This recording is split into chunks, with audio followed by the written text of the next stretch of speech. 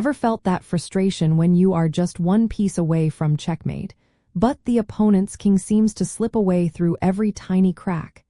It is a common challenge in the endgame, especially when you have a powerful rook. Restricting an opponent's king with a rook primarily involves two foundational techniques: the Laudon technique, also known as the outside shoulder, and the building a box method.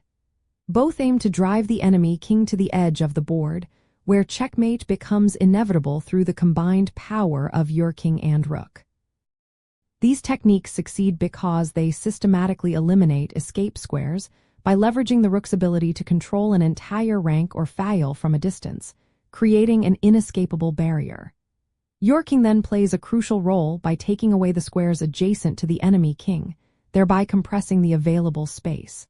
The rook acts as a long-range net, while your king tightens the net from up close.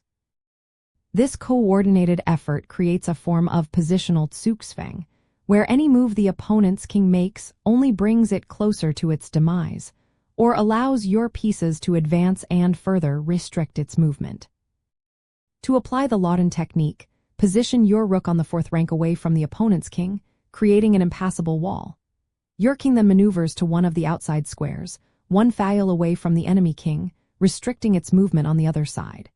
When the enemy king tries to escape towards the center, your rook delivers checks to force it back to the edge, maintaining the fourth rank barrier. Similarly, in the building a box method, your rook draws an imaginary box around the enemy king.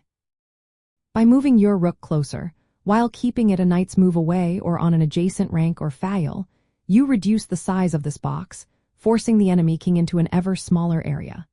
Your own king's primary role is to deny the enemy king access to squares that would expand the box, systematically pushing it to the board's edge.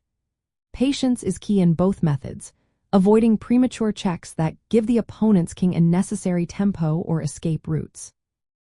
Understanding these methods goes beyond simply knowing how to checkmate.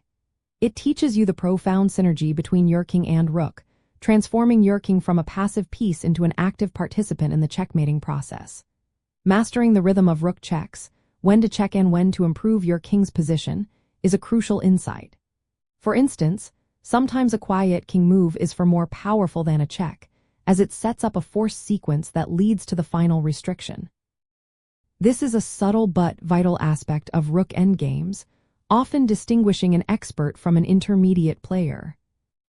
By consistently applying the Laudon technique and the building a box method, you gain a systematic and reliable way to corner and checkmate the lone enemy king.